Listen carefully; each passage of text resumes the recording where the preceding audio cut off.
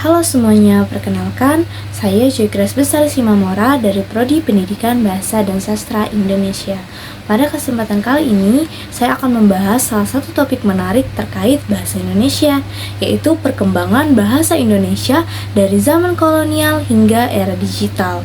Bahasa Indonesia memiliki sejarah yang panjang dan dinamis, mulai dari akar sejarahnya yang terjalin dengan berbagai bahasa daerah hingga penggunaannya di era digital saat ini.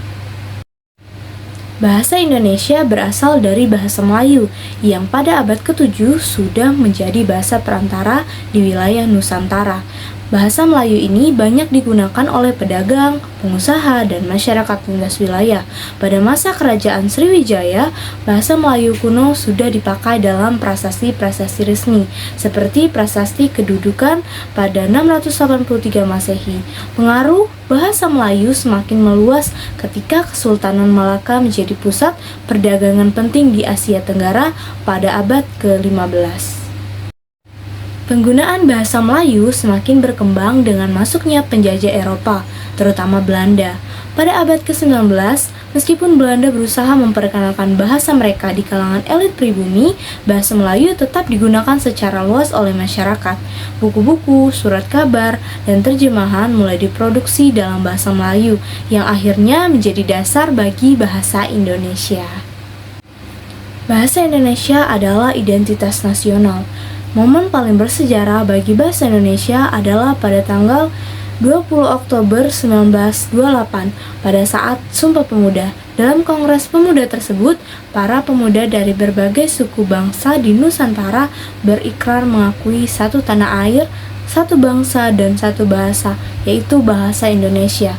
Bahasa Indonesia secara resmi dipilih sebagai bahasa persatuan yang menggambarkan cita-cita kebangsaan yang melampaui perbedaan etnis dan bahasa. Bahasa Indonesia kemudian diresmikan menjadi bahasa negara setelah proklamasi kemerdekaan Indonesia pada tanggal 17 Agustus 1945.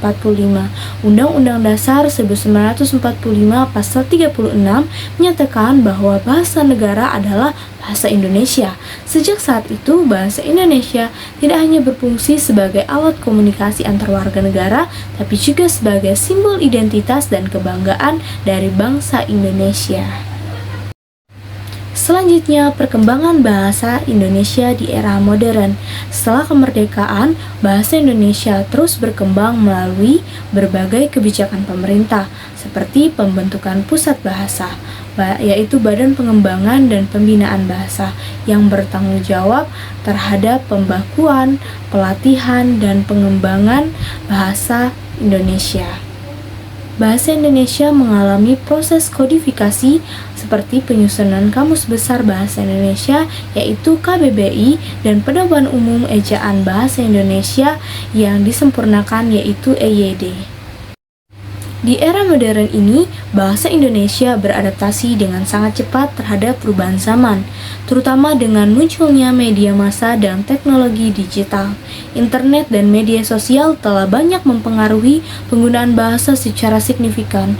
Di satu sisi, internet memungkinkan penyebaran bahasa Indonesia secara luas, termasuk ke luar negeri.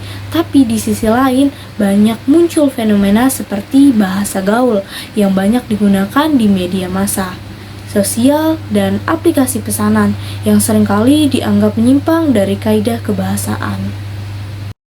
Bahasa Indonesia juga menyerap banyak kata dari bahasa asing, terutama Inggris, yang berhubungan dengan teknologi dan globalisasi. Kata-kata seperti download, upload, online, deadline, dan banyak istilah teknologi lainnya yang telah menjadi bagian dari percakapan sehari-hari masyarakat Indonesia.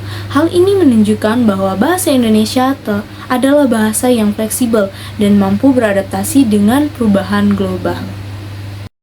Selanjutnya ada tantangan di era digital.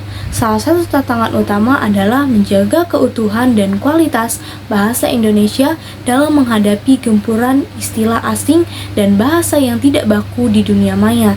Generasi muda seringkali lebih familiar dengan kursus bahasa asing atau menggunakan bahasa campuran antara Indonesia dan Inggris. Hal ini bisa menjadi ancaman bagi keinginan bahasa Indonesia yang baku dan resmi. Tantangan lainnya adalah literasi digital. Masih banyak orang Indonesia yang aktif di media sosial dan internet, kemampuan membaca dan menulis yang baik dalam bahasa Indonesia perlu ditingkatkan.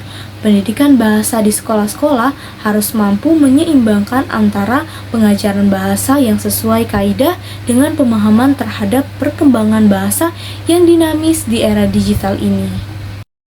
Bagaimana sih masa depan bahasa Indonesia? Kedepannya, bahasa Indonesia harus mampu menjawab tantangan globalisasi tanpa kehilangan identitasnya. Upaya pembakuan bahasa harus terus diimbangi dengan memulai menerima inovasi bahasa, baik dari pengaruh internasional maupun dari perkembangan internal seperti bahasa daerah. Di era digital, bahasa Indonesia memiliki peluang untuk semakin dikenal dan dipelajari oleh orang-orang dari berbagai negara melalui teknologi, platform pembelajaran bahasa, aplikasi penerjemahan, dan media sosial dapat menjadi alat penting untuk memperkenalkan bahasa Indonesia ke dunia. Perkembangan bahasa Indonesia adalah cerminan dari perjalanan sejarah bangsa Indonesia itu sendiri. Dari zaman kolonial hingga era digital, bahasa Indonesia telah membuktikan dirinya sebagai bahasa yang dinamis, mampu beradaptasi, dan menjadi salah satu simbol penting dari identitas nasional. Tantangan di era digital, terutama dalam menjaga keutuhan dan kualitas bahasa, memerlukan perhatian khusus agar bahasa Indonesia tetap menjadi alat pemersatu bangsa, sekaligus alat komunikasi yang efektif di dunia yang semakin terhubung ini. Baik, itulah tadi isu topik yang telah saya jelaskan mengenai perjalanan sejarah bahasa Indonesia dari zaman kolonial hingga era digital.